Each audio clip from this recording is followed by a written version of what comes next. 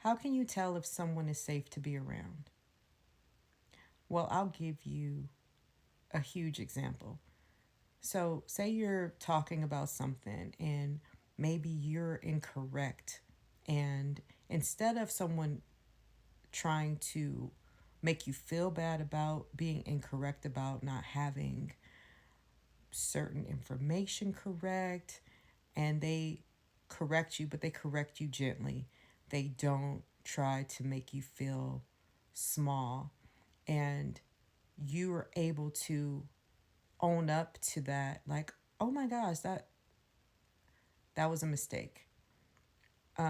Thank you for enlightening me. Like, you can say that and still feel safe and not be embarrassed behind not knowing something or being wrong about something. The person doesn't laugh at you, they don't make fun of you, and you actually are like, I feel safe here. That is a big indication that you are around more mature people. But if you were so used to being around people who laughed at you whenever you got something wrong, and they just ate away at that shit because it's like, oh, you look like you're having a blonde moment, is what some people call it. Or you're just looking dumb to them right now. They love that shit because they live for it. But you do notice a difference when you're around people who are secure within themselves, they're confident, they don't need to feed off of someone else being corrected in order to make themselves feel better or bigger and larger than life, then you're now in a safe space. It's interesting because I think this happens a lot with women, and pretty women in particular. Like, if they are corrected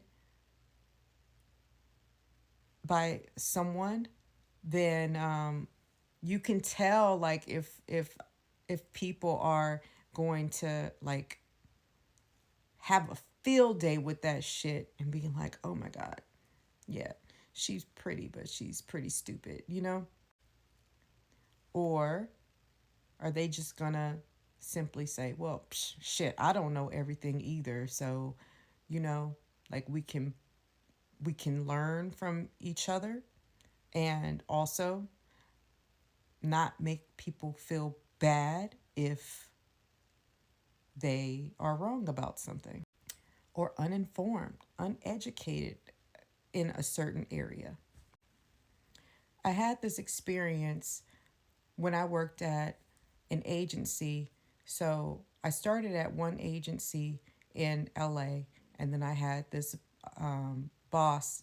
He was the senior VP of the agency, and I was his assistant slash like junior agent. And we had a rapport. So he was leaving that agency and moving across country. So he wanted me to continue being his assistant because we were a great team. Like, I knew his wife and his kids. And he was just like, I think you're great and I want you to still be my assistant. Are you interested? So that got my ass to New York. So we continued to work together. But so when we were at this other agency, at that point, then I met my ex, and then I became a mom. So he met me when I was single. He knew me before I became a mother and stuff. So he got to meet my kid. Like, his wife and him threw me a baby shower, and people from our company came to that. So it was such like, these people were, you know, close to me at one point. Anyway, I was befriended by this other girl. We were the same age at the new agency, and she was a lawyer, a young lawyer, and she was the assistant to the attorney that worked, that was above her at the company. Well, that woman was very hard on her because the girl would complain to me about the lady being a bitch or whatever, for lack of better words. That's what she called her behind her back, right? But I didn't see it at the time until one day I got clarity later. I think that girl who befriended me set me up. I didn't get fired from the company, but she caused like this rift between me and my boss because she said I threw out some important papers. It was a contract. A contract she claimed she found in the trash. Now, I do not remember throwing it away. However, I took responsibility for something like now I believe I did not do if reflecting back on that. But mind you, like I had just became a mom and this and that, and I was busier now in other ways, like trying to find childcare.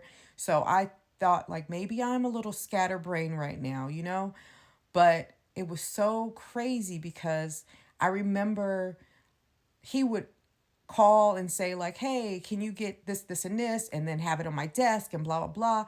And then I would look it over and I would check stuff off because he had trained me in a way of how his thought process was. That's why we worked so well together, because I was more chill and calm, and I kept him calm, like if he was about to freak out about something, and he'd be like, you're just so like relaxed. This is why I love working with you, because you keep me level-headed. So anyway, when that happened, like I just felt that it kind of messed up a bit of whatever trust he had with me.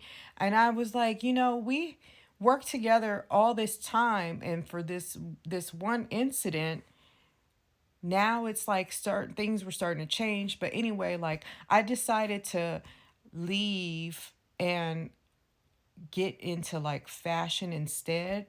But when I reflect back on that, I think that girl was jealous, and she was envious of our relationship because me and him worked so well together. Her boss, her, the person she reported to, was very hard on her, mean to her, like would talk to her crazy, and she yelled at her for fucking up a lot.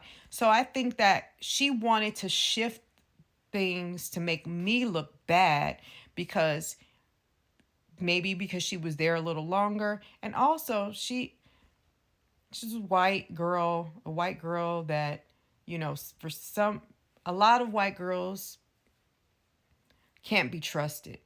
And you think that they're your friend, and they're really not.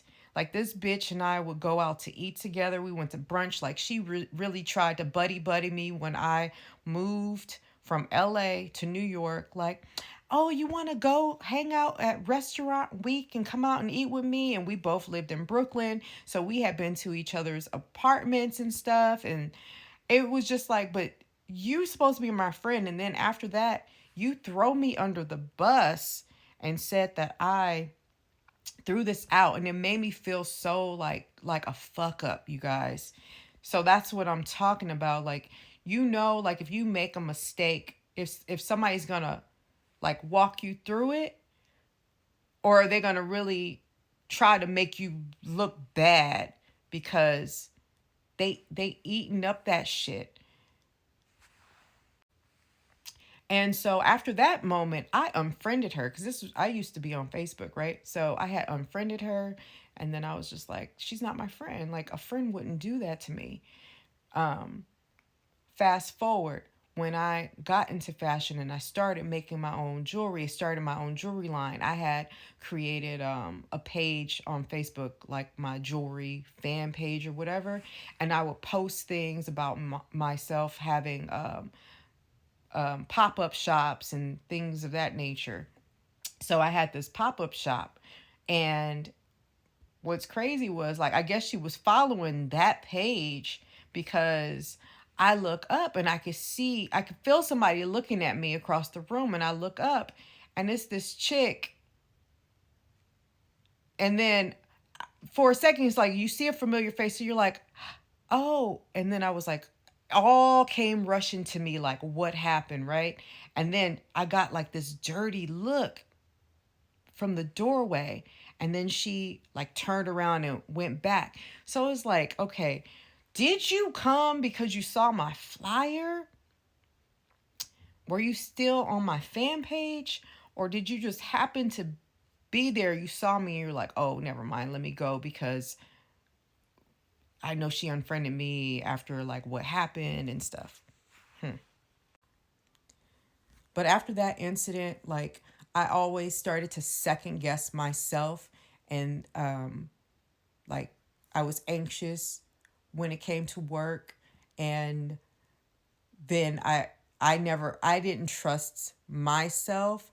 I always believed that I was wrong, and I took the blame for it, and I don't know why I did that to myself. And then after that, like, I had a couple of supervisors that was more like hers, like there was an energy shift, and I had attracted some very abusive, mentally abusive supervisors after that. It was the strangest thing. So I say all this to say you have to be careful who you are around and how you are corrected by people, because you'll know, like, if you're in a safe space or not. And if you're not, you have to find a grand exit, find your way out of it, because those people are not good for you, and it can haunt you or follow you if you're not aware.